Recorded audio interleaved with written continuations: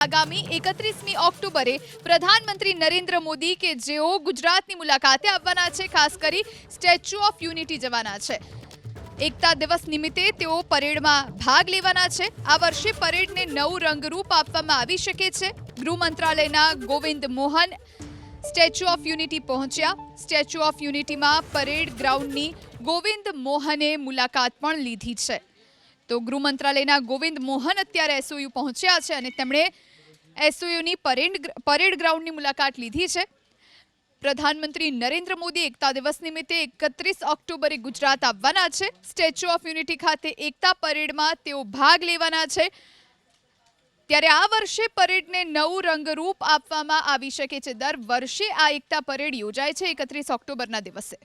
એકતા દિવસ નિમિત્તે તેઓ પરેડમાં ભાગ લેવાના છે। આ વર્ષે પરેડને નવું રંગરૂપ આપવામાં આવી શકે છે।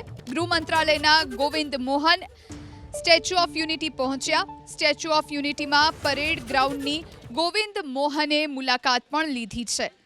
તો ગૃહ મંત્રાલયના ગોવિંદ મોહન અત્યારે એસઓયુ પહોંચ્યા છે અને તેમણે એસઓયુની પરેડ ગ્રાઉન્ડની મુલાકાત લીધી છે। પ્રધાનમંત્રી નરેન્દ્ર મોદી એકતા દિવસ નિમિત્તે 31 ઓક્ટોબરે ગુજરાત આવવાના છે। સ્ટેચ્યુ ઓફ યુનિટી ખાતે એકતા પરેડમાં તેઓ ભાગ લેવાના છે।